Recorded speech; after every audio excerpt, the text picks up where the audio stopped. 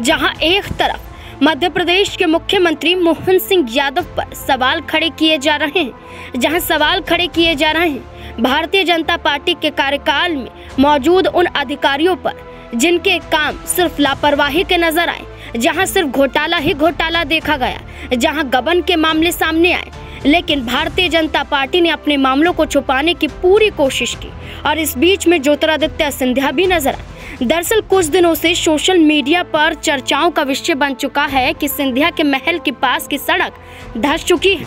बारिश के मौसम के कारण सड़कों की हकीकत सामने आ चुकी है, लेकिन ज्योतिरादित्य सिंधिया ने इस पर कुछ नहीं कहा। लेकिन विपक्ष ने जैसे ही इस पर आरोप लगाए, जैसे ही विपक्ष ने सवाल खड़े किए और ये कहा कि भाजपा राज में अधिकारी सड़कों पर कैसे माल का उपयोग कर रहे हैं, सड़कें बारिश के दौरान देखिए क्या रूप दिखा रही हैं, महाराज के महल के पास की ही सड़कें जमीनों-दोष हो रही हैं। इस बीच में देखा जाए तो अब ज्योतिरादित्य सिंधिया ने कहा कि कांग्रेस पार्टी उन्हें टारगेट कर रही है, लेकिन यह हकीकत है कि भारतीय जनता पार्टी मध्य प्रदेश में घिर चुकी है। दरअसल सिंधिया महल के पास वाली सड़क धंसने का मामला पूरे देश भर में चर्चाओं का विषय बन गया है। कांग्रेस और बीजेपी नेताओं की जुबानी जंग जारी है। कांग्रेस और प्रियंका गांधी ने इस खराब सड़क को लेकर ज्योतिरादित्य सिंधिया को एक नसीहत दी, लेकिन ज्योतिरादित्य सिंधिया ने कहा कि कांग्रेस पार्टी उन्हें टारगेट कर रही है। वो कहते हैं कि कोई नई बात नहीं है, टारगेट वही होता है जिसकी जनता में पैठ है, ये मेरे लिए पूंजी है।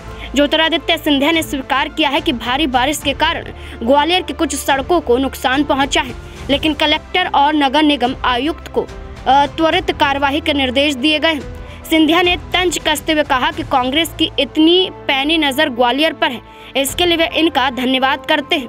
उन्हें सकारात्मक कार्यों जैसे स्टेडियम के नवनिर्माण और अंबेडकर धाम पर भी ध्यान देना चाहिए। कांग्रेस ने हमेशा नीचा दिखाने की कोशिश की, लेकिन जनता का समर्थन हमारी ताकत है। जहां ये कहा गया तो वहीं दूसरी तरफ सवाल बीजेपी और सिंधिया पर ही खड़े हो गए कि आखिरकार क्या अपनी सरकार की नाकामियों को छुपाने के लिए, क्या अपने द्वारा किए गए कार्यों को छुपाने के लिए, क्या अधिकारियों की लापरवाही को छुपाने के लिए अब कांग्रेस पर ही ठीकरा फोड़ा जा रहा है।